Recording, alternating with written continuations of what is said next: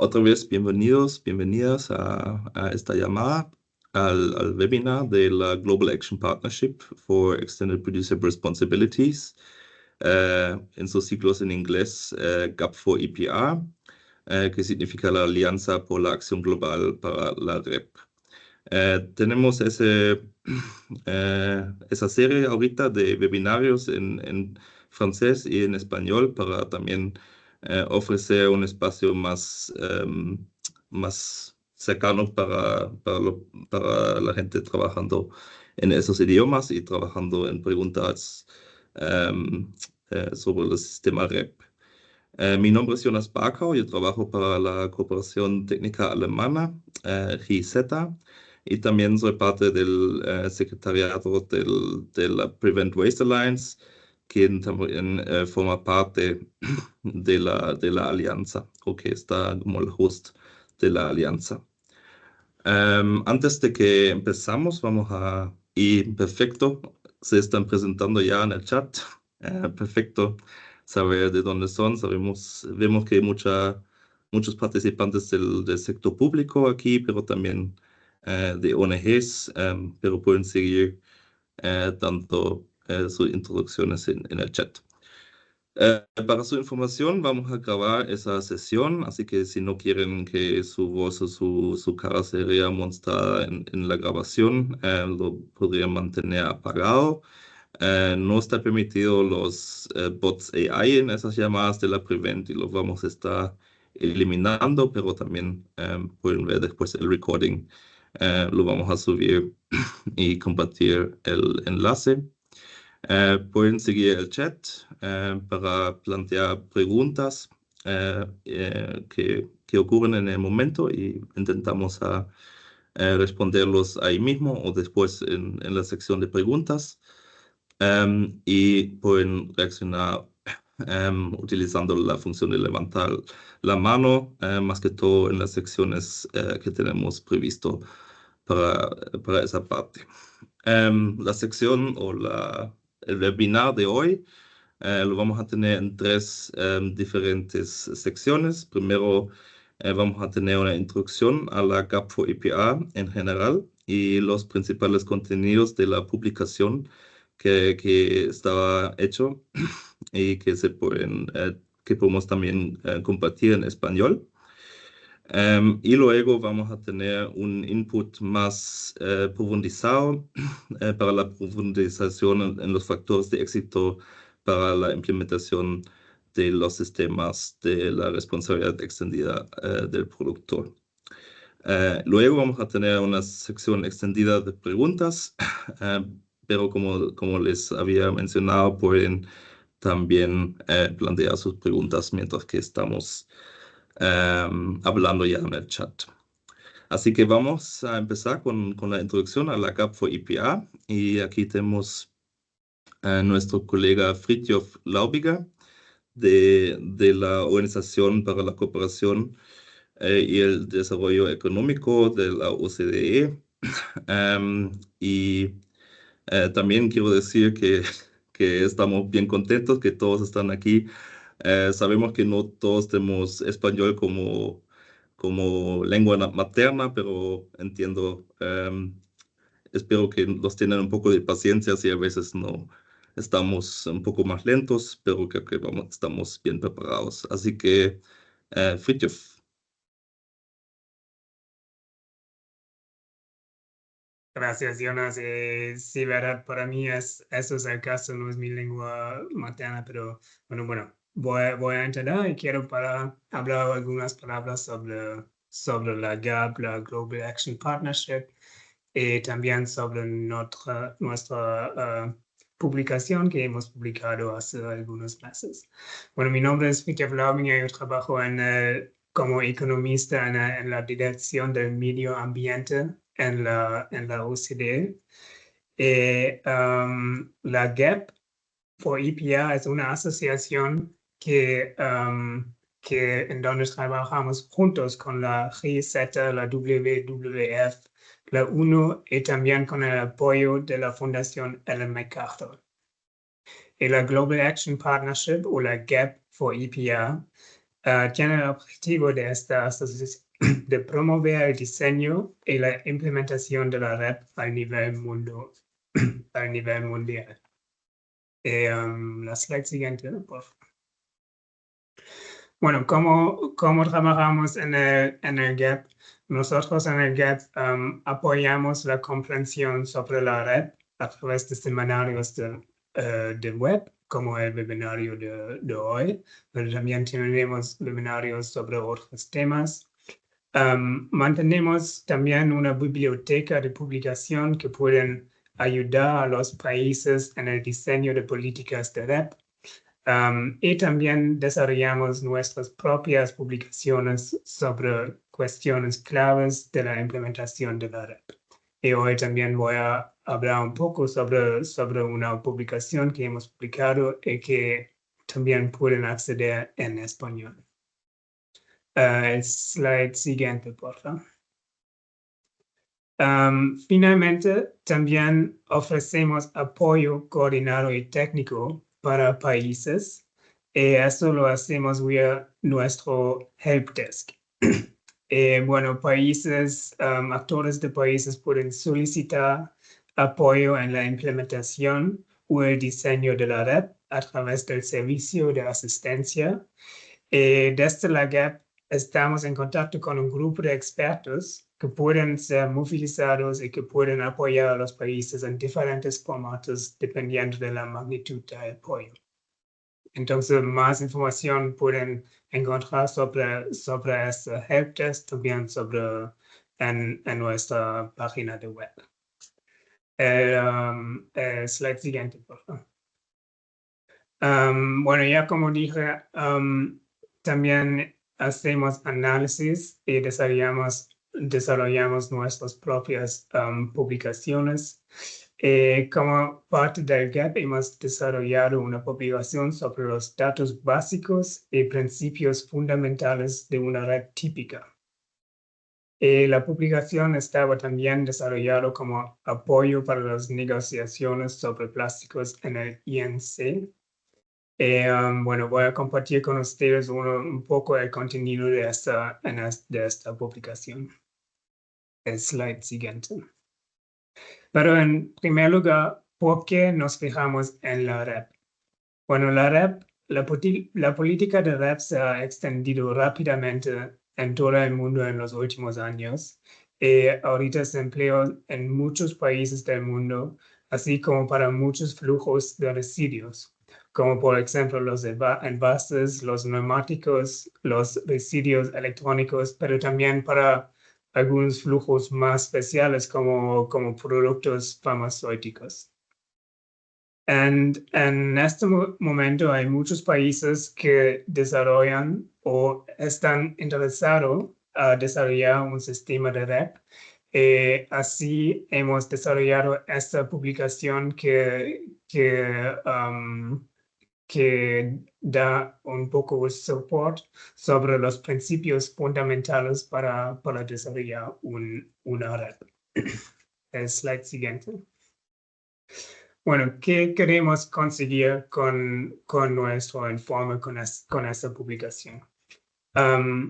Esta publicación presenta datos básicos sobre la red y preguntas frecuentes. Y también presenta un conjunto de principios para una implementación exitosa. Pero después, el documento no recomienda la adopción de la red, pero solamente funciona como un guía.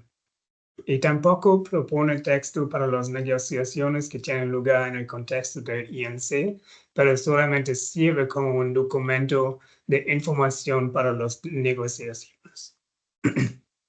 El slide siguiente. Sí.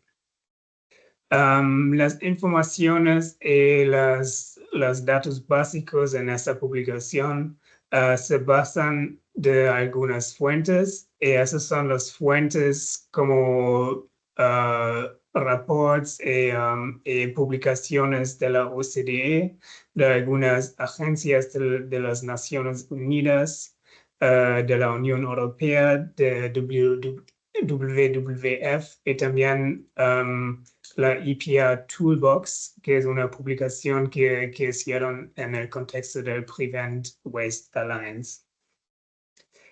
Bueno, aquí a la derecha también tienen más informaciones sobre los temas y las cuestiones claves que se tratan en este documento. Aquí no voy a tratar en detalle todos esos temas claves, porque más tarde también mi colega Viviana va a hablar sobre muchos de esos temas en más detalle. Slide siguiente, por favor. Pero, ¿qué es la REP? Bueno, nosotros tenemos la definición aquí, esta es la definición de la OCDE. Entonces, la REP es una política que responsabiliza a los productores de sus productos a lo largo de todo su ciclo de vida, incluida la fase pro consumo. Y esto se puede realizar en dos formas diferentes. Los productores ejecutan ellos mismos el servicio de recogida y reciclaje, o los productores pagan una tasa al sector público que ejecuta estas actividades para los productores. Y esto se hace normalmente vía un PL, como un Producer Responsibility Organization. Slide siguiente, por favor. También una información es muy importante. Entonces, esto es que la REP no es un impuesto. La REP es un sistema en el que los productores pagan para remunerar un servicio que se presta. En la mayoría de casos, los servicios de en la mayoría de casos, esos son los servicios de recogida y de reciclaje adecuados de sus productos al final de su vida útil. Entonces, eso es muy importante enforzar que la REP no es un impuesto en donde los productores solamente pagan al gobierno, pero los productores pagan para un servicio, y ese servicio es normalmente la recogida y reciclaje de los productos que los productores pusieron en el mercado. Slide siguiente. Entonces, ¿qué esperamos conseguir con la REP? La REP puede mejorar la transparencia y los datos. Entonces, vía la REP podemos mejorar los datos y las informaciones que tenemos sobre los flujos de residuos. También podemos transferir, la REP puede transferir los costes de los gobiernos al productor, de acuerdo con el principio de que quien contamina paga. Finalmente, también la REP puede aumentar las tasas de recogida y de reciclaje de este flujo de residuos. Todos esos impactos ya son visibles en los sistemas existentes. Entonces, la policía de REP tenía mucho éxito en realizar estos impactos. En teoría, la REP también puede contribuir a un mayor ecodiseño y, por lo tanto, a reducir los impactos medioambientales de todo el ciclo de vida y no solamente al final de la vida útil. Pero, sin embargo, este y otros aspectos son hasta hoy más teóricos y no hemos visto muchos resultados en los sistemas existentes para estos temas. El slide siguiente, por favor. Bueno, aquí tienen un QR code, pero también un enlace para acceder a la publicación en español, pero también puedo compartir ese enlace en el chat más tarde. Gracias. Muchas gracias, Fritjof. Aquí mi colega Angelina también está compartiendo el link en el chat al documento que recién se publicó en español. Así que ahí tienen una buena primera vista. Ahorita tendríamos un espacio chiquito para un par de preguntas sobre la GAP for EPR en específico. Si tiene preguntas como más técnicos la REP, sí, podríamos esperar hasta el próximo punto, pero si tienen alguna pregunta sobre la GAP, ahorita la pueden poner en el chat, pero sería mejor, obviamente, si quieren hablar, pueden levantar la mano.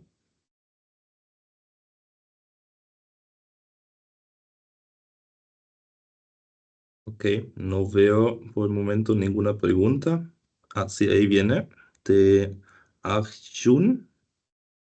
Pues habilita tu micrófono. Sí, perdona, mi español es un poco mal. Está Entonces, súper. pero, muchas gracias por el evento y la información. Pero hay el documento de REP en inglés, en inglés también. ¿Sí? Sí, ese documento originalmente se publicó en inglés y ahorita hicimos la traducción al español. Lo podemos compartir el enlace también. Muy bien, muy bien. Muchas gracias. Después la tenemos en francés también. Entonces ya es disponible en francés, inglés y español ahorita. Ok, y Abraham Zamora. Hola, hola a todos y todas. En México, un tema a resolver son los pickers. Existe una gran problemática en el depósito final de residuos. El documento propone algo para hacer con los pickers, dado que sin ellos es imposible que se pueda separar eficientemente los residuos y recolectarlos eficientemente. Sí, esa es una pregunta muy importante, especialmente para los países en Latinoamérica, porque ahí los pickers como el sector informal de residuos de las colecciones de residuos es muy importante y también tiene un aspecto importante para el diseño del REP. Y como esto, tenemos unas palabras en esta publicación, pero esa publicación es un poco, si no lo discutan, muy largo. Pero después tenemos algunas otras publicaciones en donde pueden encontrar más información sobre este tema. Y esa es una publicación de OCDE que se llama Updated Guidance for EPR. Esto solamente es disponible en inglés, pero lo puedo poner el enlace en el chat. Y ahí lo discutamos un poco más en detalle. Y también creo que en el EPR Toolbox de GIZ ahí también hay muchas informaciones sobre este tema específico. Sí, muchas gracias, Fritjof. Gracias. Exactamente en el EPR Toolbox de la Prevent Waste Alliance, creo que el año pasado se elaboró un fact sheet sobre la inclusión social. No sé si está en la versión en español también, pero en la de inglés sí está. Pero gracias por la pregunta. Y una pregunta más a Medina Mora.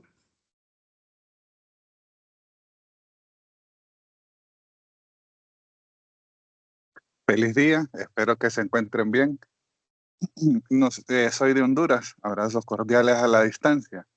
Nosotros estamos prestos a comenzar un, eh, un REP o EPR, como se entienda mejor, con temas de plásticos de un solo uso y embalajes. En la experiencia que usted tiene, ¿qué funciona mejor? Me refiero, eliminar plásticos de un solo uso, o sea, prohibición, o que los plásticos de un solo uso, por ejemplo, sean de resina recuperada en el país y ir aumentando, digamos, la cantidad de resina reciclada dentro del producto. O sea, ¿cómo desde la experiencia que ustedes tienen, cuáles son los mejores caminos para el EPR específicamente para plásticos de un solo uso?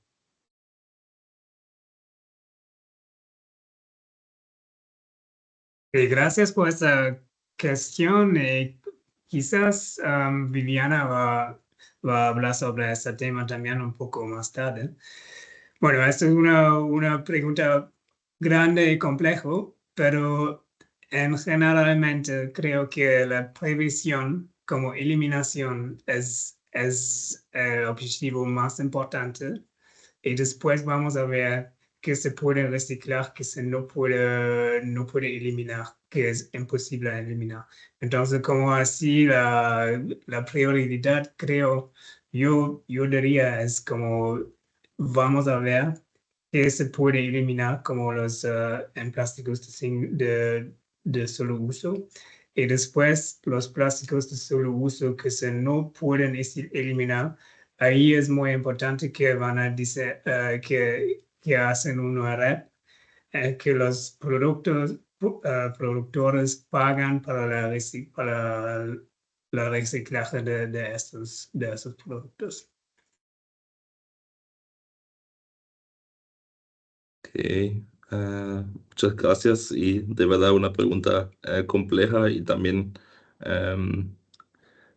más fundamental también, porque no solo hablamos del sistema REP en sí, que también algunos lo ven más como un sistema de financiación y otros más como también como un sistema para guiar decisiones, pero creo que vamos a tener un poco más de enfoque en eso, de verdad, en el próximo, con el próximo ponente. Así que muchas gracias, Fritjof, muchas gracias por sus preguntas. Y también hay una más, creo que sería bueno si la podemos contestar, que está en el chat de Adriana. La pregunta: ¿cómo podemos participar activamente en el GAP? Nos interesarían los espacios para intercambio de experiencias con otros países y actores. Sí, gracias. Esta es una buena pregunta. Y, bueno, participar activamente es el GAP. Lo hacen ya ahorita. Entonces, nosotros hacemos esos webinarios y vía esos webinarios tenemos también un espacio para intercambiar y para hacer un intercambio de experiencias. Entonces, eso es sirve como una plataforma. Después tenemos la biblioteca de publicaciones y si tienen publicaciones que piensan que son útiles para otros actores, para otros países, lo pueden enviar vía la sitio web. Y nosotros vamos a elaborar y vamos a ver si esta publicación se puede publicar. Contiene informaciones que son interesantes y se puede publicar en la biblioteca. Entonces, eso es una otra manera para participar. Después tenemos el grupo de expertos y si usted es un experto, lo pueden también solicitar a entrar en este grupo de expertos. Estas son como algunas maneras de participar en el GAP. Sí, perfecto. Y muchas gracias por esa pregunta. Vamos a compartir también el chat, el enlace para el sitio web. Ahí pueden ver las diferentes funciones y hacerse más familiar y también van a tener el contacto relevante ahí. Ok, no veo más preguntas en este momento y creo que es un buen tiempo también para hacer el deep dive, como decimos al tema. Vamos ahorita a la profundización para los factores de éxito.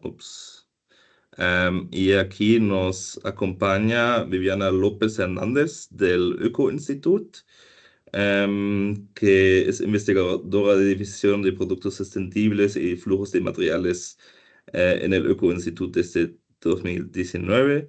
Está especializada en la economía circular en América Latina y ha trabajado en proyectos con sistema REP en varios países en la región.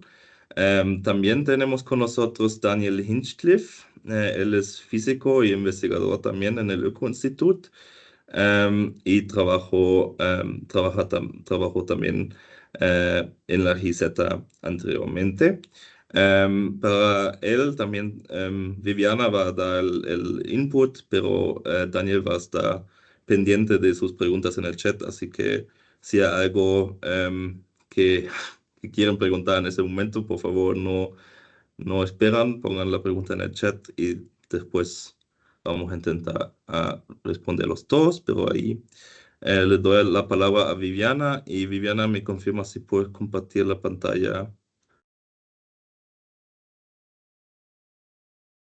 Muchas gracias, Jonas. Sí, voy a tratar de compartir mi pantalla. ¿Me confirma si se ve en modo presentación? Sí. Muy bien. Bueno, entonces, muchas gracias por la presentación, por la introducción, digo, y gracias por invitarnos hoy a estar aquí con ustedes en este webinar para hablar de este tema de responsabilidad extendida del productor. Entonces, como Jonas ya lo dijo, yo voy a hacer un deep dive, o sea, vamos a entrar a los conceptos básicos de este tema, pero como en más detalle, a un nivel un poco más técnico. Y como pueden ver aquí en la pantalla estoy mostrando el contenido que va a tener mi presentación el día de hoy, y este contenido se asemeja mucho a la estructura del documento de política que estaba mencionando el ponente anterior. Entonces vamos a comenzar con los datos básicos. Y para empezar, entonces, ¿qué es la responsabilidad extendida del productor? El ponente anterior, Fritz, ya habló un poco de este tema, y entonces lo importante es entender que esto es un enfoque de política, que no es un impuesto, pero que es un enfoque que se responsabiliza a los productores de su producto en toda la fase del ciclo de vida, incluido el postconsumo. Eso es muy importante porque es incluso cuando ya el producto sale de la fase de uso, todavía el productor es responsable de su producto. Entonces, como lo vemos acá, es la responsabilidad del productor tradicional es la que se enfoca solamente en la producción hasta que sale de su puerta, y él se asegura de la calidad, la funcionalidad, etcétera, pero la responsabilidad extendida es la que se va hasta el fin de vida. Hasta ahí vamos muy claros con los conceptos. Entonces, hay varios modelos de REP, como la vamos a llamar en toda la presentación. El modelo 1 es la que llamamos una REP financiera. Entonces, ¿qué pasa? Se basa en que el sector público gestiona la recolección y el reciclaje, y los productores pagan unas tasas para cubrir esos costos. Y en el modelo 2, que es lo que llamamos una REP operacional, son sistemas que están organizados por los productores. En este caso, la REP operacional es la que llamamos la REP real, ¿cierto? Y entre ellos mismos se organizan y se financian la recolección y la recuperación o reciclaje o gestión adecuada de cierto residuo o producto al final de la vida. Y aquí también se fijan metas de reciclaje y recolección o reutilización. Y bueno, estas dos REPs en general pueden ser obligatorias o voluntarias, lo vamos a ver más adelante, pero los modelos voluntarios normalmente no ofrecen un ámbito de igualdad en condiciones real. Entonces, el enfoque de la presentación del día de hoy va a ser sobre todo en este modelo REP operacional, o sea, el modelo 2. Y la mayoría de los sistemas en realidad combinan una parte de ambos modelos para mayor efectividad. En Europa o Alemania, por ejemplo, de donde yo soy basada, los sistemas REP son mayoritariamente de este modelo 2, porque permite que los productores se organicen entre ellos y haya también un sistema de competitividad entre ellos y más transparencia. Entonces vamos a verlo. Ok, entonces, ¿cómo funciona la REP? una palabra clave, un actor clave en este concepto es las organizaciones de responsabilidad del productor o PRO, como lo vamos a llamar en la presentación.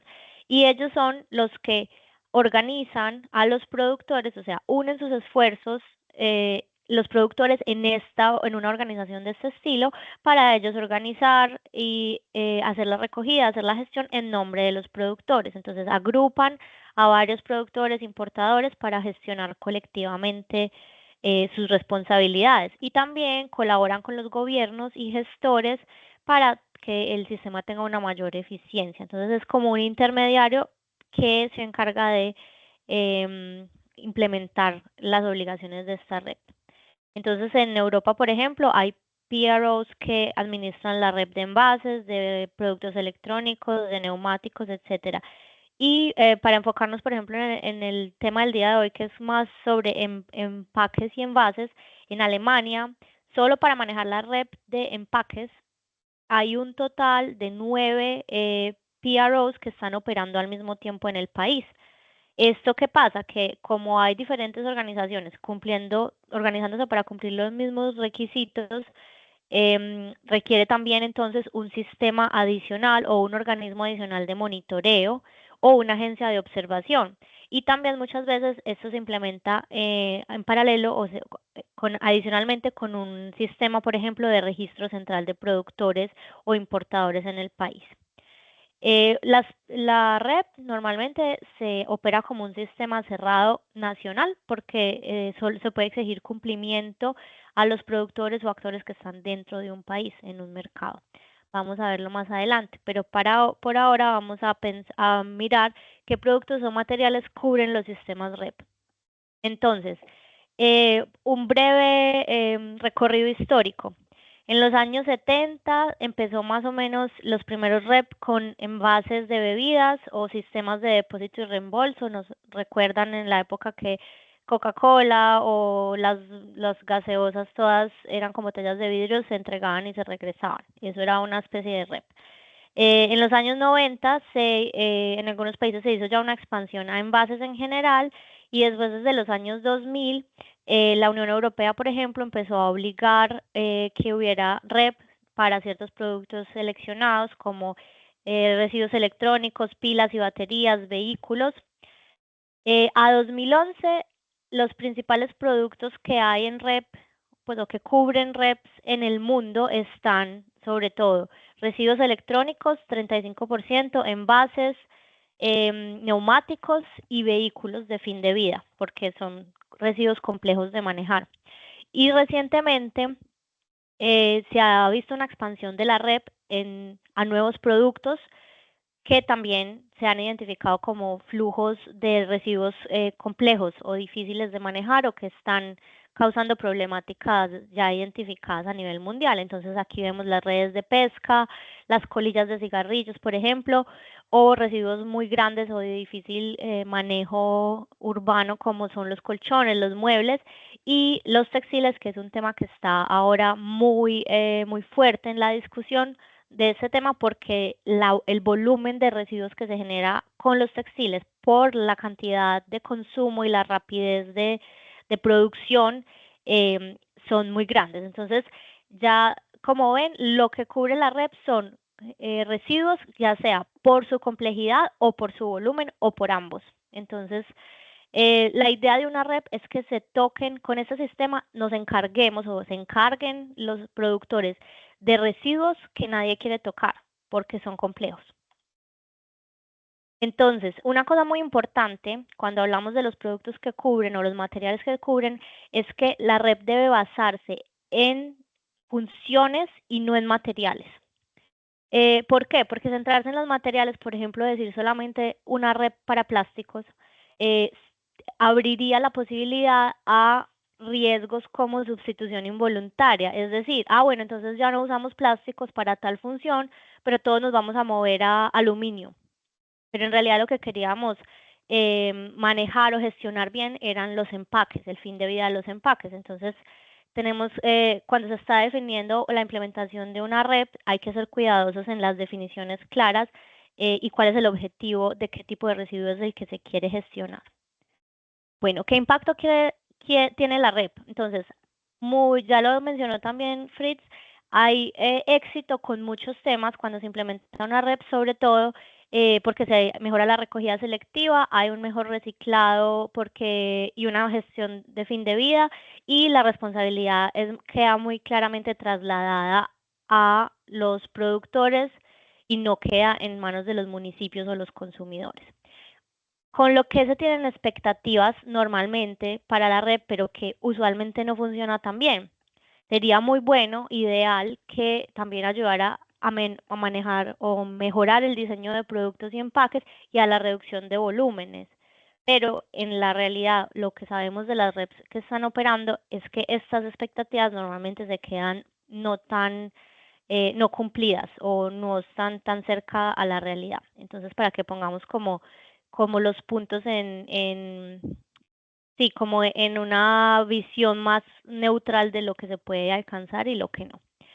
Entonces, algunos sistemas REP han iniciado como unos intentos de cambiar un poco como el estilo en el que se financian los residuos o la recolección de residuos para que de verdad esto aporte a mejorar los diseños de productos. Y esto es, por ejemplo, un sistema que se llama la ecomodulación, es decir, se cobran tasas según las clases de productos. Entonces, por ejemplo, los productos que son más reciclables se premian con menores tasas y los productos más complejos de manejar tienen unos costos más altos de gestión. Pero esta ecomodulación es un sistema de financiamiento más complejo y la mayoría de las REPs no empiezan por ahí. Entonces, todos los sistemas REP tienen limitaciones, no es una solución milagrosa. Lo que en general recomendamos o sabemos que ha tenido éxito es implementar estos sistemas en paralelo con otro tipo de políticas, por ejemplo, estándares mínimos de producto o metas específicas de contenido de reciclaje. Bueno, ya les hablé un poco de la red obligatoria y voluntaria, entonces las diferencias básicas es, como lo dice la obligatoria, es impuesta por ley, es decir, todos los productores tienen que financiar la gestión de sus residuos y requiere una supervisión gubernamental pues muy estricta para que se garantice el cumplimiento. Los sistemas voluntarios son voluntarios, como su nombre lo dice, y muchas veces son lideradas por las mismas empresas o hacen parte de la responsabilidad social corporativa, pero en verdad una REP debe ser consistente. Entonces, una REP voluntaria puede ser un paso inicial, pero no garantiza tener un financiamiento sostenible a largo plazo.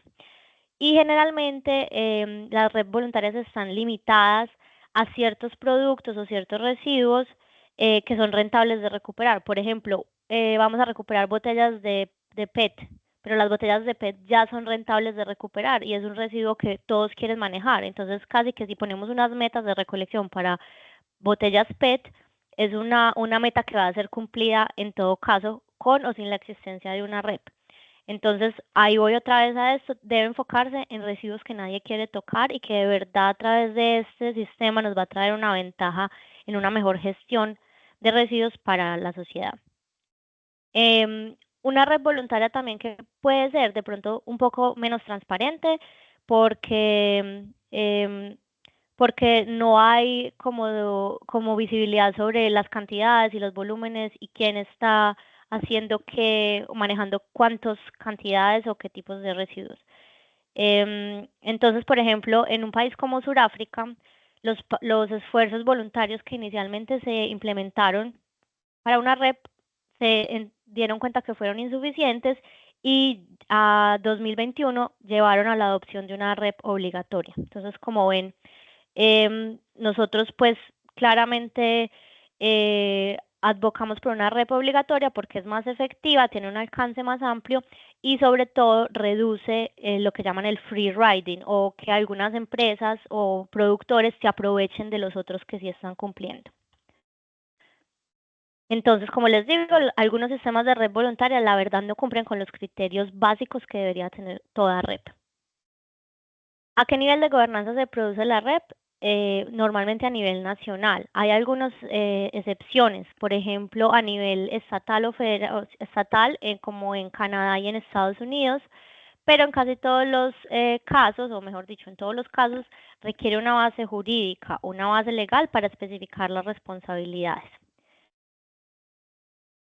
En este momento hay algunas discusiones ahí como en la agenda internacional sobre sistemas internacionales de REP para ciertos tipos de residuos como los textiles usados, como para limitar estos transportes de residuos a otros países del sur global, por ejemplo, que no tienen la posibilidad o la infraestructura para reciclar ciertos productos. Pero esto, lo más probable es que esto se demore mucho, o sea, estas discusiones no han madurado, no es muy probable que en un futuro próximo estemos hablando de una REP internacional o transfronteriza de X o Y producto. Entonces, lo que queremos decirles con esto es que para la implementación a nivel nacional igual es importante, ¿cierto? No vamos a quedarnos esperando a que salga algo internacional que nos va a regular y nos va a ayudar a gestionar todos los residuos complejos. Entonces, muy bueno si vienen y si concreta algo en ese campo, pero las REP nacionales siguen siendo importantísimas. Bueno, ahora vamos a la segunda parte de la presentación y nos vamos a detener más en concreto en qué principios y consideraciones clave debe tener la implementación de una REP. Entonces, el primer principio es que una REP debe tener una definición clara de responsabilidades. Entonces, nuevamente, necesitamos un marco jurídico, pero el marco jurídico debe ser clarísimo sobre quién tiene la responsabilidad de qué tipo de acciones o qué tipo de obligaciones. Entonces, muchas veces cuando se usa el término productor en la base jurídica hay malentendidos. Muchas veces, entonces, lo que sugerimos es hablar de partes obligadas, ¿cierto? Porque un productor también puede ser un importador. Es decir, lo importante es quién pone el producto en el mercado. Y como estamos hablando de un sistema cerrado, de un mercado nacional, entonces al final hay muchos productos que no se producen en el país como tal, sino que son importados o se traen por otros medios. Entonces es la parte obligada. Bueno, y es muy importante que las responsabilidades estén claramente asignadas. Como les digo, ¿quién es responsable de qué? Que no haya duplicaciones y que los otros no crean que el que es responsable por tal tema es otro y no yo. Aquí hay un ejemplo negativo, por ejemplo,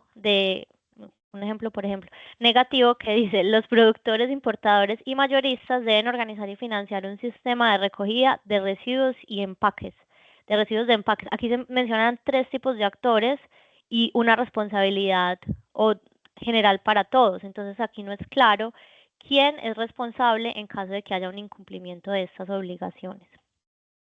También es importante que haya definiciones claras para el ámbito de aplicación. Entonces, no solo los actores, que es las partes obligadas, sino de qué estamos hablando. Como ya hablamos, ya les dije, es mejor que las REP se enfoquen en las funciones y no en los materiales. Pero también en esas funciones hay muchas clases o muchas subcategorías que tienen que ser claramente definidas.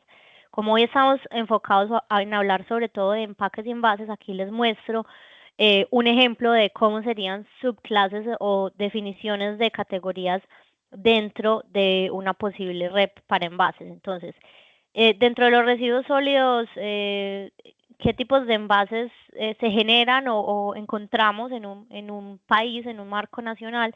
Entonces, como ven acá, tenemos, por ejemplo, en las 2 esquinas de esta gráfica, empaques industriales que están fuera de alcance, porque esto se gestiona a través de las responsabilidades de gestión ambiental empresarial, por ejemplo. Y empaques comerciales que también tienen otras partes obligadas, entonces de pronto tienen otras obligaciones. ¿Qué recomendaríamos? Mirar, por ejemplo, las categorías que están en el centro, y como lo ven, no necesariamente estamos hablando de solo plástico, sino estamos hablando de envases o empaques domésticos como tal, que estos son los residuos que queremos gestionar dentro de residuos sólidos urbanos y que necesitamos que haya una gestión selectiva y una recuperación con objetivos claros. Como ya les dije, hay ciertos productos o cierto tipo de materiales que tienen algún mercado o que ya están siendo recolectados simplemente porque son atractivos financieramente, ¿cierto? Entonces, una opción sería empezar dentro de esas subcategorías por algo pequeño o a una categoría específica e ir ampliando con el tiempo. Se puede, por ejemplo, enfocarse en los materiales más problemáticos o los más complejos de gestionar porque nadie los quiere tocar o son más difíciles de separar y recuperar. Entonces, este ámbito el ámbito de aplicación debe ser significativo y como les digo, puede pensarse en que haya inicialmente una exclusión de ciertas categorías para enfocarnos en las más problemáticas y luego ir ampliando con el tiempo. Entonces aquí, por ejemplo, esto que les subrayamos en verde sería como esos tipos de empaques de materiales compuestos, por ejemplo, los de los snacks, el mecato, los chips, ¿cierto? Que son como materiales como tan compuestos, tan difíciles de identificar. Bueno, importantísimo, otro principio es establecer objetivos claros. Entonces, los objetivos de recolección, de reciclado, de valorización deben ser claros y definidos dentro de una REP.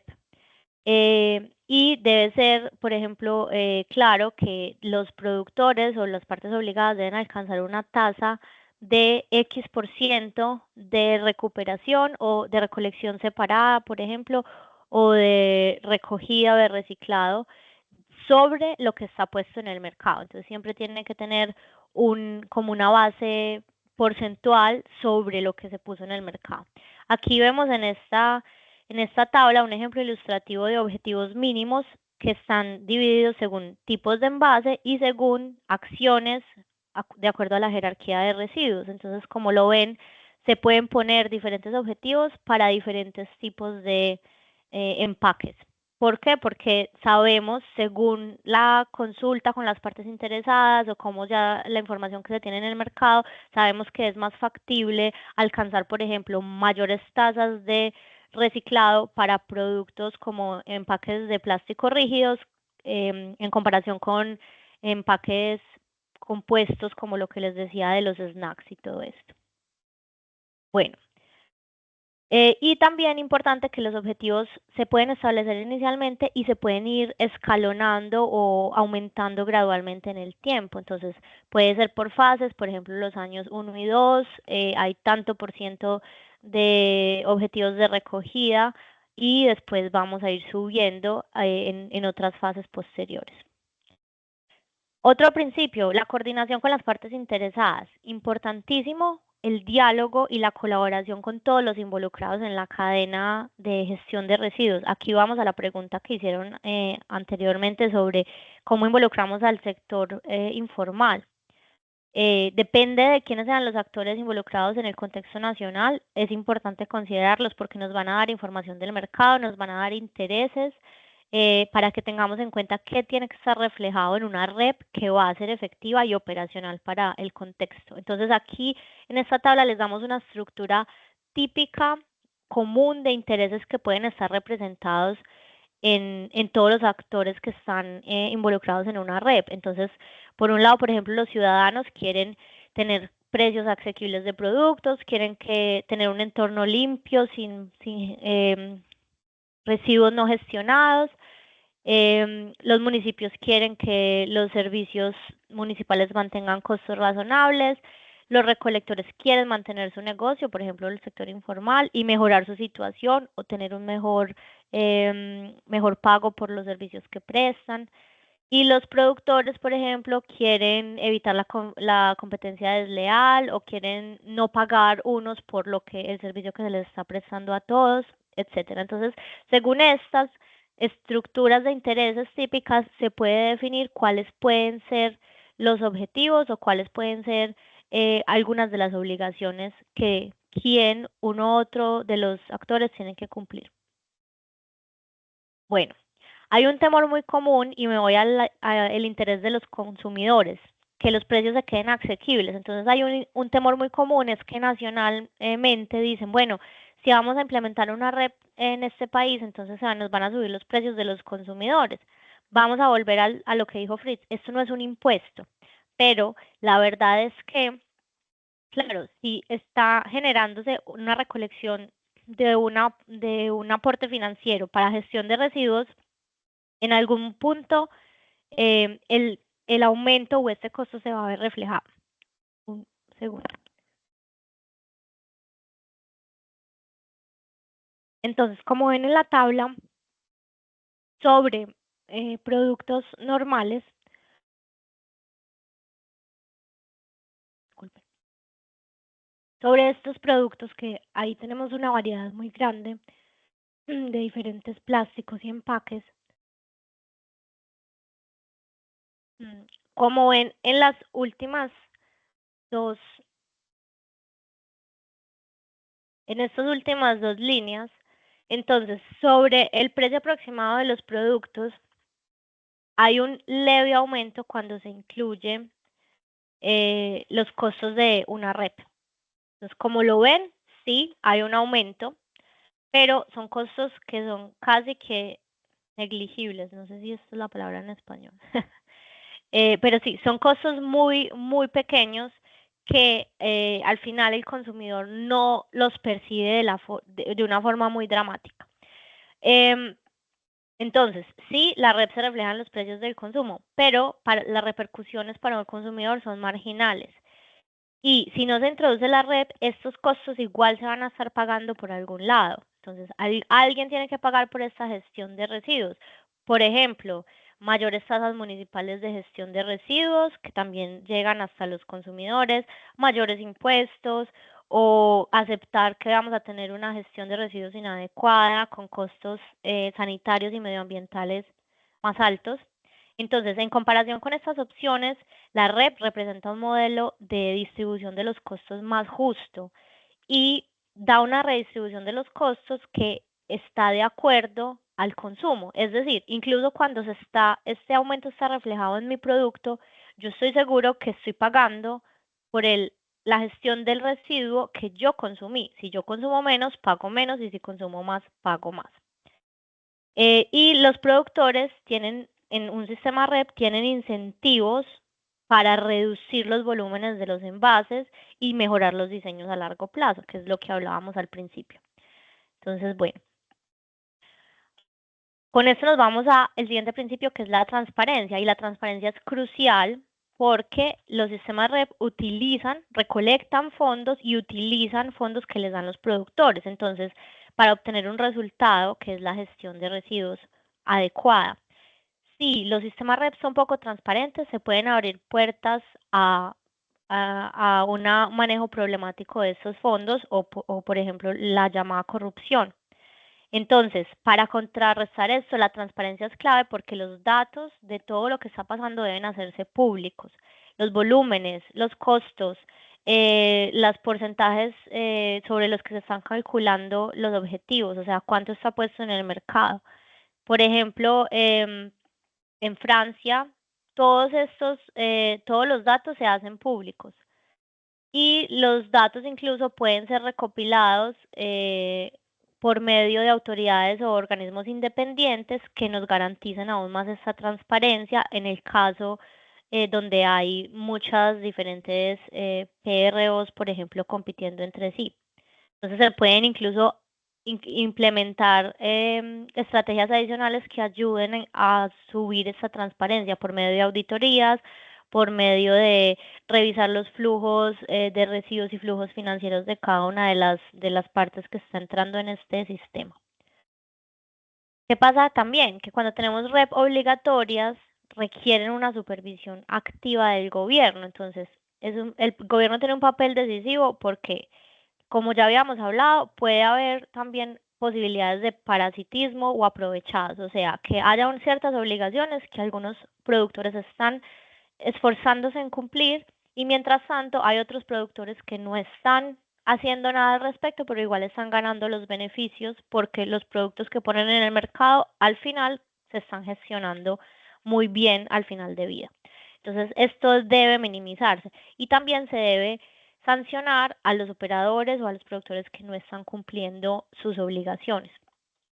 Y también se debe garantizar que la gestión que se promete, la gestión adecuada del residuo, de verdad esté siendo implementada de la forma que se promete.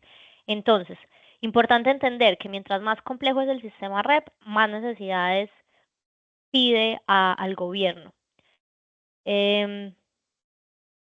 Entonces, cuando hay capacidades administrativas limitadas, que puede ser el caso en algunos países que apenas están empezando o que todavía no tienen estructuras gubernamentales dadas para esto, o por ejemplo economías pequeñas, se puede empezar por enfocarse en algunas, un REP, por ejemplo, muy sencillo, pero que esté siendo robusto y que esté bien monitoreado.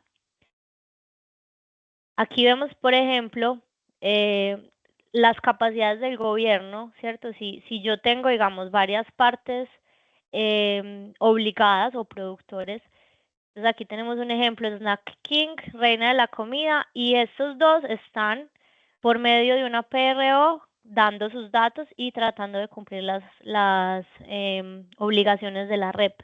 Pero la parte obligada 3 es un aprovechado y simplemente se hace el invisible o trata de que no lo noten mucho en el mercado, pero no está cumpliendo.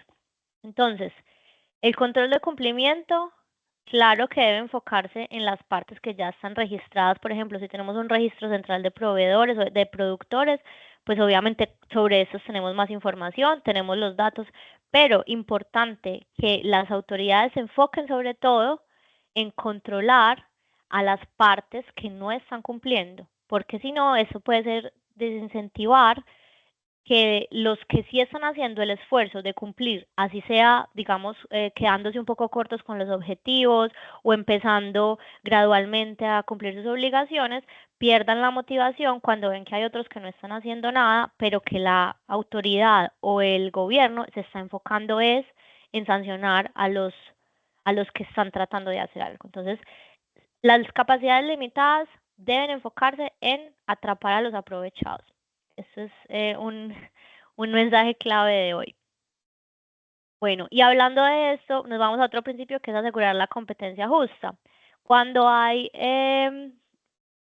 una REP, puede haber ciertas situaciones o oportunidad para que se den situaciones de competencia desigual. Entonces, ya lo dijimos, cuando no participan todos los productores, cuando hay monopolios, por ejemplo, una sola PRO manejando todo y siendo la única que ofrece un servicio de gestión adecuada de residuos para cumplir las obligaciones de una REP, pero que hace, digamos, mal uso de los recursos. O cuando, digamos, las REP tienen obligaciones muy altas y están sobrecargando a empresas pequeñas. Eso también puede generar desventaja competitiva. Entonces, posibles soluciones. La aplicación de una normativa, como ya dijimos, que se centre en los aprovechados. O control independiente de los monopolios. Entonces, por ejemplo, que se promueva que haya más competencia entre los PROs, o procedimientos simplificados, o poner un límite, por ejemplo, de a partir de qué tamaño de empresa tienen que cumplir con ciertas obligaciones y de ahí para abajo todavía no, para no sobrecargarlos, por ejemplo.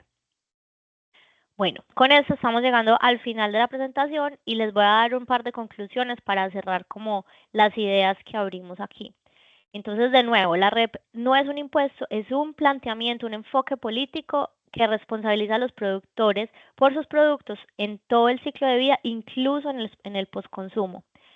Se puede aplicar o normalmente se aplica a productos que se generan de forma descentralizada y que es mejor que se traten por separado. Entonces, nuevamente vamos a el volumen y la complejidad de los productos. Los sistemas pueden ser voluntarios, obligatorios, y también existen REP voluntarias, o ya los existen, pero estas normalmente no cumplen, o muchas de ellas, la verdad, no cumplen con todos los criterios que debería tener una REP. Entonces, normalmente no cubren el mercado como debería ser, o no tienen, son parte, digamos, de una iniciativa momentánea como parte de alguna empresa, pero no están garantizadas que estos objetivos se sigan cumpliendo a largo plazo. La red necesita sí o sí un marco jurídico, una base jurídica donde esté especificado todo, y eso funciona en un marco nacional. Debe implicar funciones claras, responsabilidades, quién es responsable por cumplir qué. Y depende de objetivos también establecidos y que sean específicos. Como ya lo dijimos, requiere claramente el coordinar, implementar, sancionar, monitorear. Necesita una capacidad administrativa, y esto obviamente va a necesitar que el gobierno entre a ofrecer estos servicios, o que se creen organismos centralizados para monitorear o auditar a todos los participantes. Bueno, y la creación de las REP, como ya lo dijimos, pensando en involucrar a los actores interesados y las partes involucradas según el contexto nacional, deben, sobre todo en una región como Latinoamérica, involucrar sí o sí a los operadores del sector informal. Entonces, observaciones finales: ninguna REP es perfecta, no es una solución milagrosa y todo no se va a solucionar con una REP, pero se puede empezar sencillo, ir mejorando gradualmente y revisarse periódicamente según los datos que se vayan generando o los desarrollos que se vayan viendo en el mercado. Y es mejor una REP que esté en marcha y que se pueda ir afinando a una que no exista, o querer esperar a una REP perfecta, pero que todavía no está como ajustada a la realidad de los mercados. Bueno, con esto termino la presentación y vuelvo a Jonas para que abramos la oportunidad de hacer preguntas. Muchas gracias.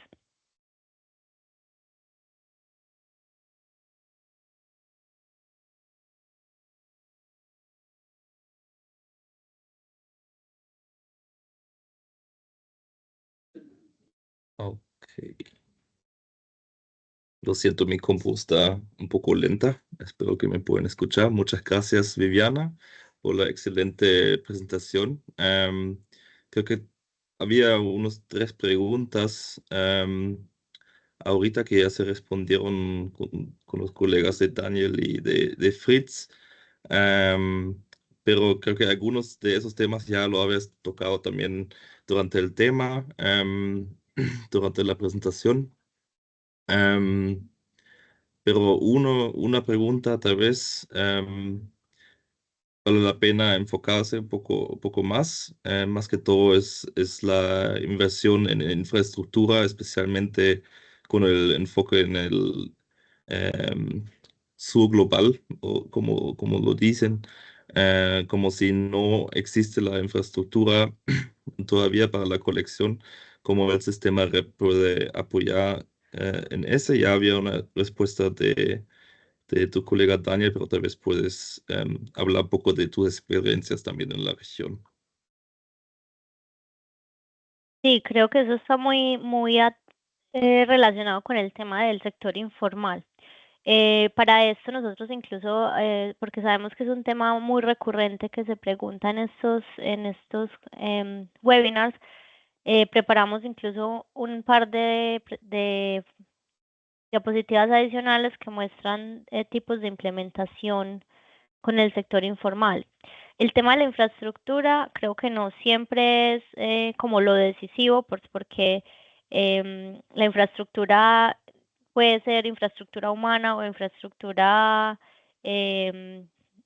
como tecnológica, ¿no? Pero el tema de cómo nos organizamos para cumplir esas responsabilidades puede ser diferente según el contexto nacional. Entonces, no sé si para esto puedo volver a compartir la pantalla. Está bien. Sí, pues, ya. Exacto.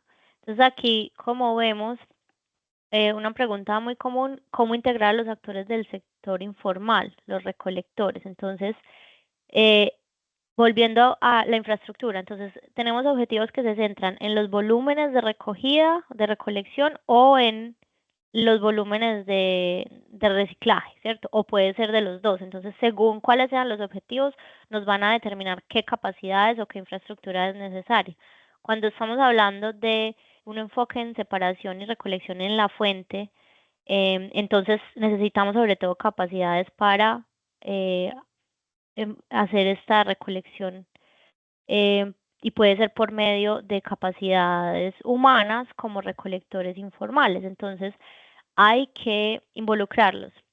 Y esto puede abrir oportunidades para que al involucrarlos se haya una organización y un beneficio de este sector.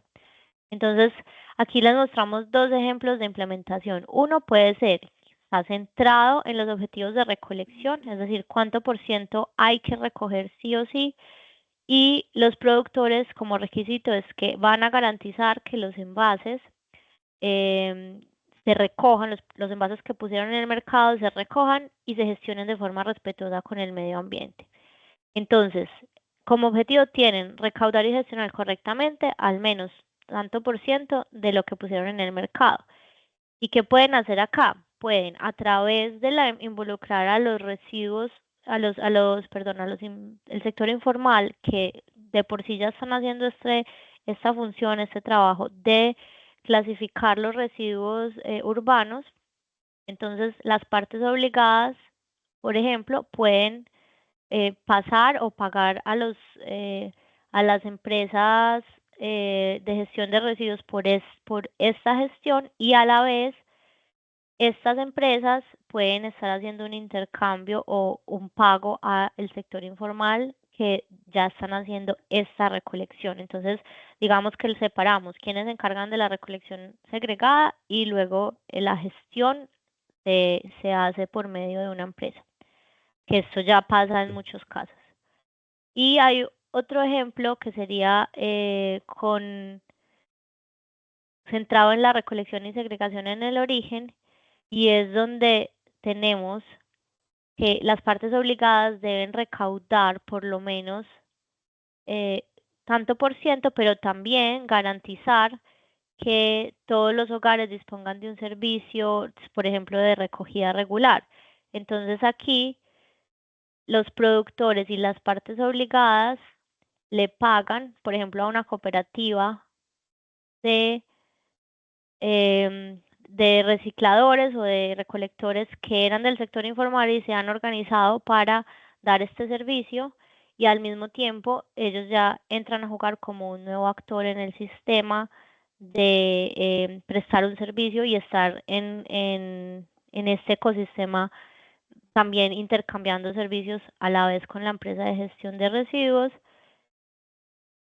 y a la vez prestando un servicio para cumplir estas obligaciones de la REP. Entonces, como lo ven, hay diferentes formas de involucrarlos o de suplir estas necesidades nuevas de capacidades o de infraestructura según lo que nos esté dictando los objetivos establecidos en la REP. Sí, muchas gracias, Viviana. También había una respuesta como los ingresos estables, más o menos previsables, ayudan en hacer inversiones en infraestructuras, pero claro, hay que ver la diferencia. Alan Encinas, que hiciste esa pregunta, ¿tenés algún follow-up o...? Creo que mi colega Daniel también puede dar Ajá, un complementar. sí. Daniel. Sí, hola. Has dicho la cosa que expliqué en el chat, pero sí, se puede empezar con el sistema para recolectar todos los datos sobre el sistema, cuántos volúmenes están en el mercado, y con un meta realístico se puede empezar a extender el sistema. Entonces, en los primeros años no se va a tener toda la infraestructura, pero después tiene algo con que se puede calcular. Entonces, sí, no es siempre fácil, pero pienso que también en Europa no la infraestructura no estaba toda aquí al inicio, y con el tiempo se puede mejorar el sistema y la infraestructura. Creo que es claro. Muchas gracias, Daniel. Creo que si hay otros, Alan, puedes contestar también en el chat si tienes algún follow-up. También había preguntas de Evelyn Casola y José Medina que ya se habían respondido en el chat. Y si no tienen un follow-up, lo voy a quedar así porque ya entraron un montón de preguntas ahorita y es un poco difícil para mí ver cuáles ya están respondidos. Creo que tenemos una pregunta nueva ahorita de Luis Carlos Rodríguez sobre una red regional. Tal vez, Luis, ¿quieres hacer esa pregunta en persona?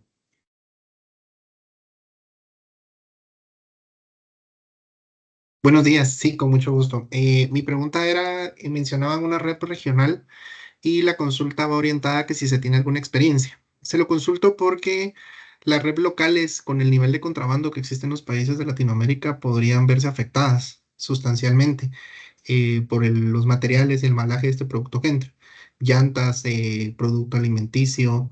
Entonces creo que una red regional creo que sí soluciona y ataca mucho este punto. Eh, Viviana mencionaba en su presentación que tiene que haber mayor presencia de gobierno y creo que ahí se involucra el tema también del control del contrabando. Sin embargo, es un tema económico fuerte en la mayoría de países de Latinoamérica, sobre todo en los mercados informales, y que sería muy difícil controlarlo en la parte de que estas personas puedan aportar dentro de la red, ¿verdad? Entonces mi pregunta era si existía algún ejemplo de alguna red regional que se haya incorporado y si tienen también algún ejemplo de cómo en países en vías de desarrollo se ha atacado el tema del contrabando de productos para el establecimiento de la red, para que no se vean afectados estos fondos.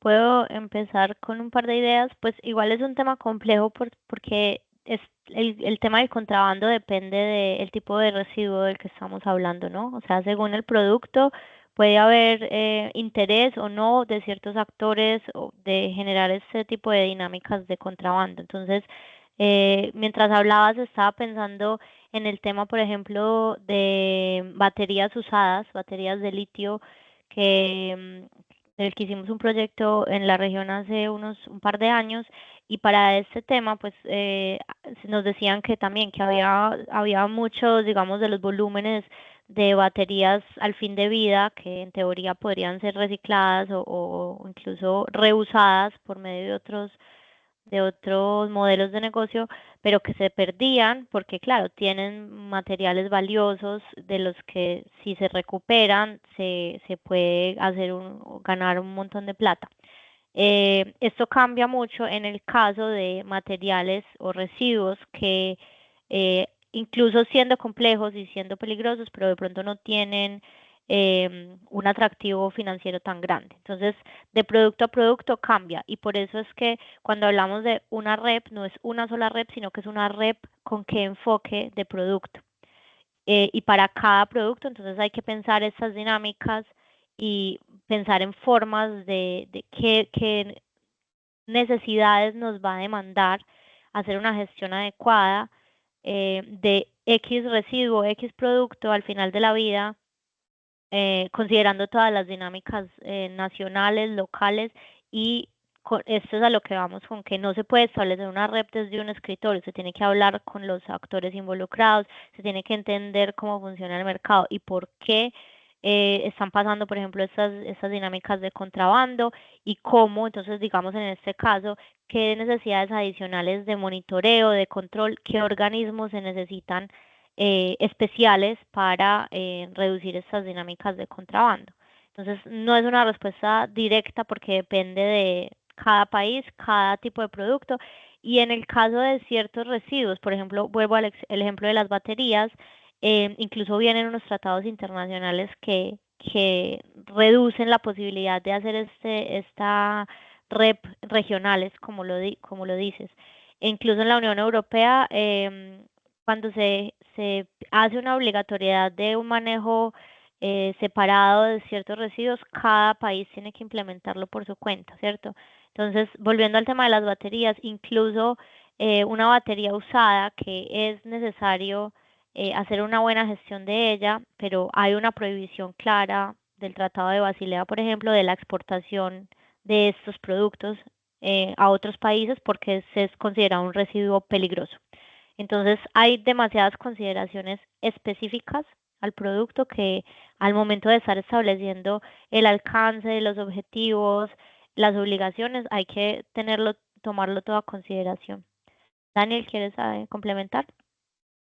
Sí, bueno, yo personalmente no conozco algún éxito regional, pero al fin necesitas alguna regulación para definir también las responsabilidades. Y si no hay, no puedes tener ninguna acción en el país que sería tu vecino en este caso. Entonces, pienso que sí sería posible, pero al inicio se necesita las estructuras nacionales y se puede amenazar entre los países o hacer un acuerdo entre los países cómo se va a manejar este residuo problemático. Y eso sería un approach para hacerlo. Muchas gracias. Veo, está excelente. Tenemos un montón de actividad en el chat que lo hace un poco más difícil para mí escoger la pregunta perfecta, pero veo que hasta su colega Andreas Manhat nos acompaña ahorita en el chat y intentamos responder las otras preguntas ahí. Pero quería...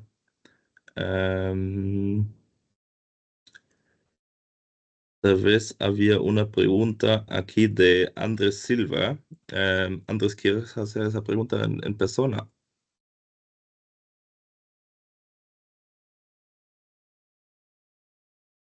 Si no lo puedo leer también. La pregunta es, ¿cómo se definen las metas de recolección si la información es escasa o insuficiente? Sí, buenos días. Justamente esa Ah, era la duda. En Ecuador hemos trabajado mucho en el tema de plásticos, de levantar la línea base, pero ya cuando pensamos en una rep necesitamos información muy precisa, muy exacta de los diferentes flujos de residuos y pues es complejo tener toda esa información. Entonces, en un inicio, ¿cuál sería la mejor estrategia para poder levantar esta información y pues luego alcanzar a definir esas metas? Pero puedo intentar a hacer una propuesta. Tenemos ya esta pregunta preparada porque es común y puedo compartir un poco de unos slides. Si no tenemos los datos, no es un problema de verdad, porque los productores saben ya exactamente cuántos envases disponen o ponen en el mercado. Y también los recicladores saben cuántos residuos están gestionando. Entonces, se puede utilizar este instrumento de RP para entender cuántos datos hay en el mercado y es como el primer paso. Aquí hay un ejemplo de Coca-Cola. Tenemos todos los datos de qué tipo de envase está en el mercado. Entonces, se puede encontrar cosas como eso en su reportaje de sostenibilidad, por ejemplo. Y sí tenemos este ejemplo, Snack King. Puedes hacer en tu ERP una meta de, bueno, 50% necesitan recolectar y manejar de manera buena. Entonces ellos necesitan recoger 25 toneladas y manejarlo de manera buena en este ejemplo de material compuesto. Y ellos necesitan informar estos volúmenes a un PRO y a las autoridades en este sistema de ERP. Y como eso se puede ganar los datos. Y al mismo tiempo, el PRO necesita demostrar que se cumplen con las obligaciones.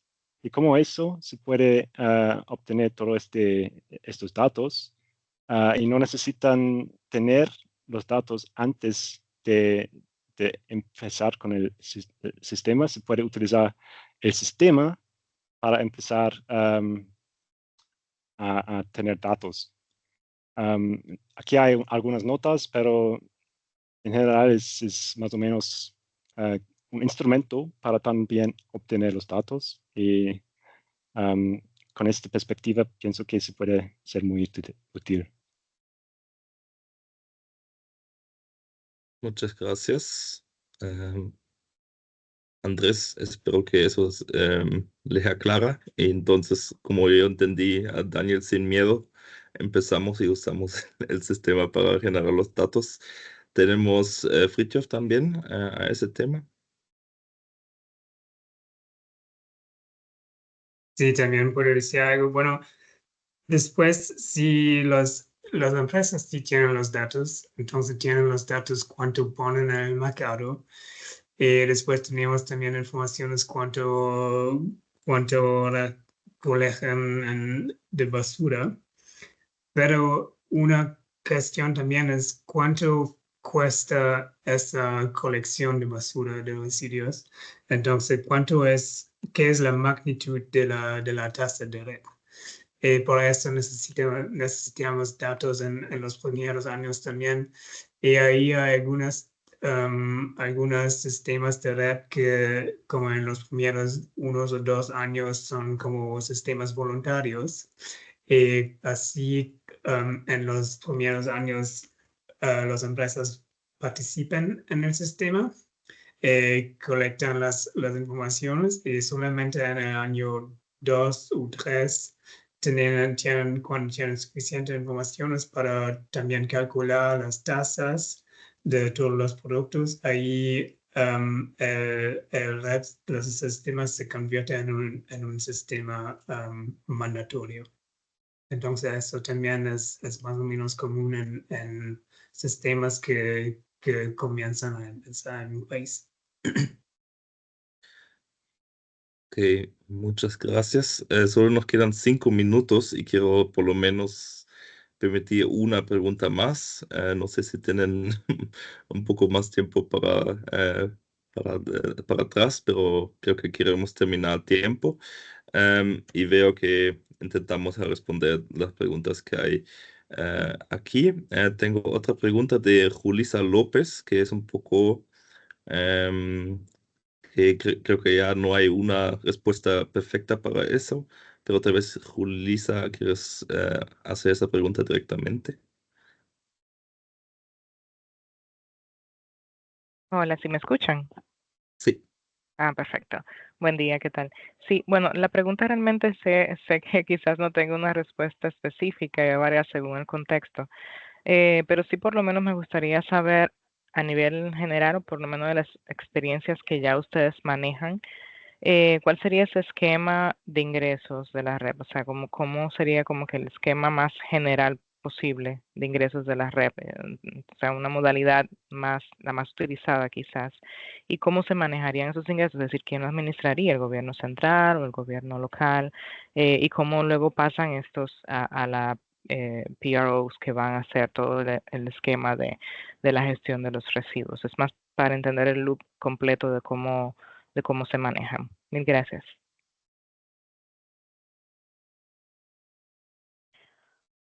¿Dónde puedo empezar yo respondiendo? Ahí nos devolvemos al concepto de hay una red financiera y hay una red operacional. Entonces, la red financiera es el sistema más básico, digamos, que por eso muchas veces se confunde con eso un impuesto, porque entonces diríamos, el esquema es que el gobierno le cobra a los productores o las partes obligadas en función de los volúmenes que ponen en el mercado. Entonces es una tasa en función de los volúmenes de X producto que pusiste en el mercado y que se va a convertir en un residuo.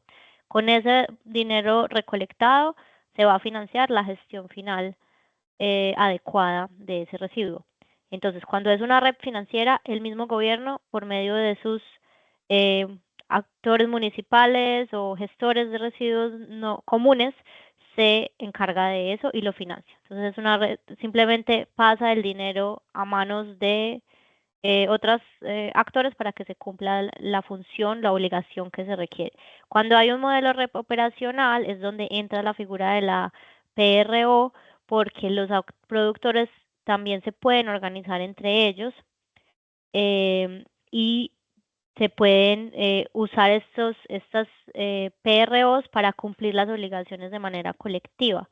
Entonces, la PRO puede ser encargada de la recolección y puede, por ejemplo, contratar una gestión final adecuada del residuo, depende de cómo sea. Pero una PRO también puede tener, como les mostramos ahorita, otros modelos involucrando a cooperativas de recolectores o otras empresas que hagan una gestión específica de ciertos residuos según la peligrosidad. Entonces, el modelo es variable, pero básicamente el flujo o lo que preguntabas es cómo se hace la recolección del dinero. Es una tasa con base a lo que se pone en el mercado. Básicamente es eso. Y se paga normalmente, ¿cómo se dice? Previo a que el producto haya que gestionarlo, ¿no? Entonces, de una vez, al ponerlo en el mercado, ya tienes que pagar por esa gestión final. Si tienen algo que complementar, Daniel, Fritz.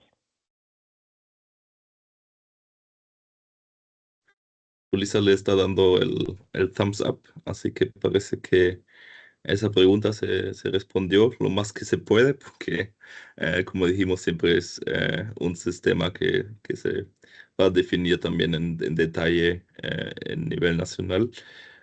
Tenía otra pregunta, tal vez, tengo un minuto, de Miguel Guzmán. ¿Quieres hacer tu pregunta directamente?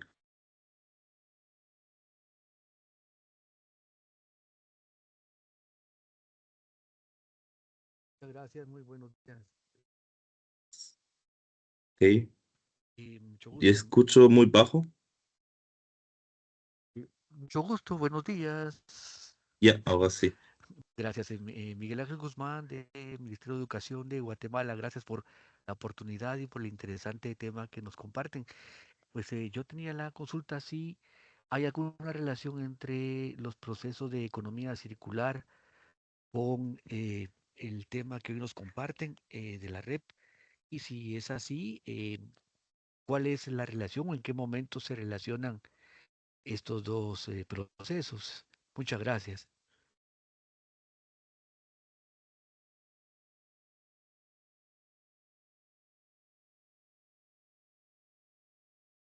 Tú puedes probablemente hacer una respuesta más fluido que yo.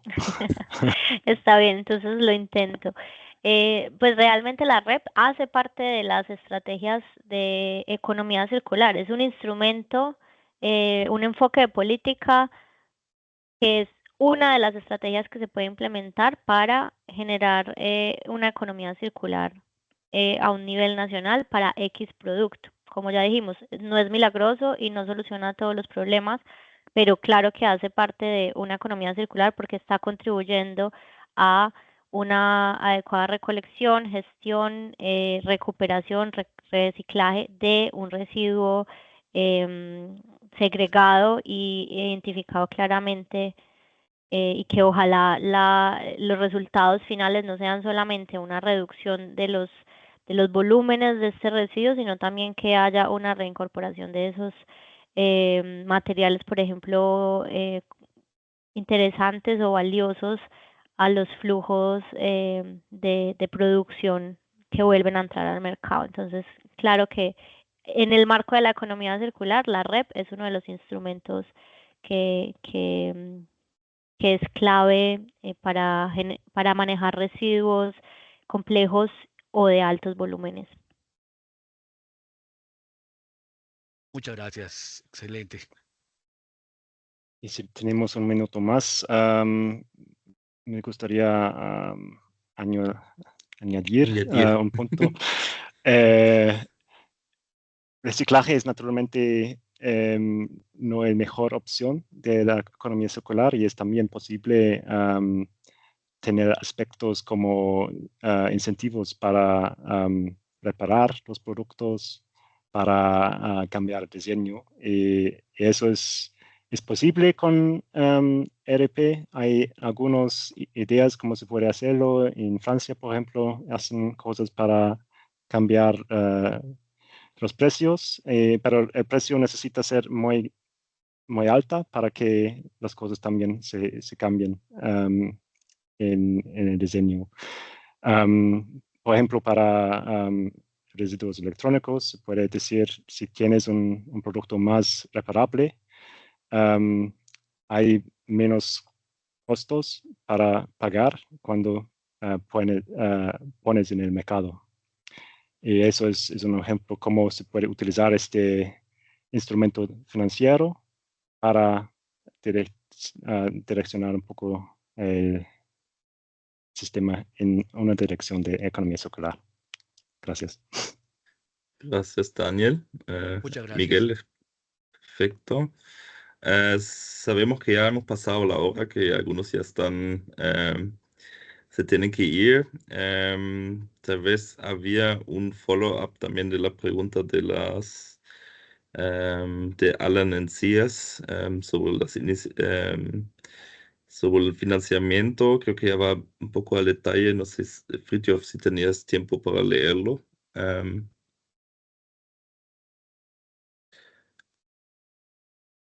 Si hay algún casos donde emitan bonos específicos para financiar, bueno, tal vez, Alan, ¿quieres preguntar tu pregunta otra vez? Sí, disculpa, no lo vi. ¿Me escuchan? Sí. Hola, muchas gracias. Sí, bueno, simplemente era en el sentido de cómo discutir, ¿no? Y cómo intercambiar un poco ideas, ya que ahora mismo, pues hay un gran impulso en la REP y también en los países en desarrollo, ¿no? Bueno, llamados mejor del sur global. Sin embargo, en esos países pues hay muchos desafíos en cuestión de infraestructura. Entonces, simplemente quería saber si dentro de las experiencias que han tenido asesorando países, también hay algún tipo de approach innovador para mejorar las condiciones en las cuales los actores pueden tener más garantías, ¿no? Al momento de invertir y al momento de dar este impulso a la infraestructura crítica, ¿no? Y pues ahora con tantos mecanismos en cuestión de blended finance y todo eso, quería ver si ha habido algún caso en el que esto también se integra para apoyar esa aceleración del desarrollo de infraestructura, que como ustedes muy bien señalan, es también muy beneficiada por el clima que una rep sólida da en un país y cómo los recicladores pueden tener más seguridad al momento de invertir. Pero simplemente quería ver si hay algún tipo de approach novedoso que se ha estado discutiendo últimamente o algo así en este sentido. Gracias.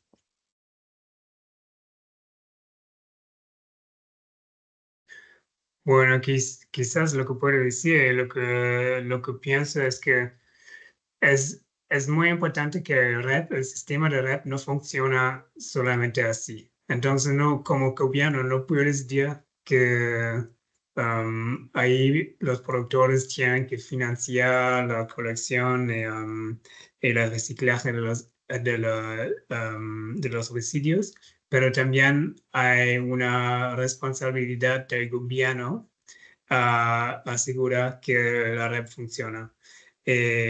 Por ejemplo, el gobierno tiene que asegurar que todos los productores participen en el financiamiento también. También el gobierno tiene que asegurar que el PRO, como la organización que colecciona el financiamiento, sea transparente y que este PRO utiliza esos financiamientos para financiar la colección de los residuos. Entonces ahí eso es como, en inglés se dice como enforcement, pero es como, creo que en español es como el gobierno tiene una responsabilidad de asegurar que hay una confianza para los productores que se pueden investir en este sistema, que se pueden investir en la infraestructura que necesitan en el país. Gracias, Friedhof. Daniel también compartió una publicación sobre el financiamiento más general en la economía circular, que claro que también hay otros modelos y otros enfoques en la financiación que se debe tener en cuenta, pero claro, creo que es muy válido esa pregunta que al inicio uno está en el punto que hay un montón de financiamiento que hay que hacer, un montón de inversión que hay que haber en un sistema de reciclaje para infraestructura, etcétera. Y eso creo que sí es un desafío más grande en los países en desarrollo. No sé si Viviana, Daniel, tienen algo más sobre ese tema por el momento. Si no, claro, hay que ver cada vez en la implementación cómo se puede apoyar en ese asunto lo más posible. Creo que ya estamos casi 10 minutos encima. Tal vez hay algunas preguntas que no podríamos haber, que no hemos tocado. Si es así, lo disculpo. Creo que habíamos hablado del poliestireno también. Vi unas respuestas. Así que, bueno, eso por el momento. Muchas gracias por atender. Esperemos que en el futuro vamos a tener su participación activa en la GAP for EPA, que nos contactan si tienen preguntas específicas, si revisan el helpdesk, revisan los puntos que tenemos. Aquí estamos compartiendo también los links más importantes de nuevo para copiarlo ahorita y guardarlo. Ahí van a encontrar toda la información que necesitan sobre cómo funciona el helpdesk, cómo funciona la biblioteca, cómo funcionan, cómo pueden ser expertos en nuestra red de expertos. Y esperemos que vemos a algunos de ustedes pronto de nuevo en un ámbito similar. Muchas gracias.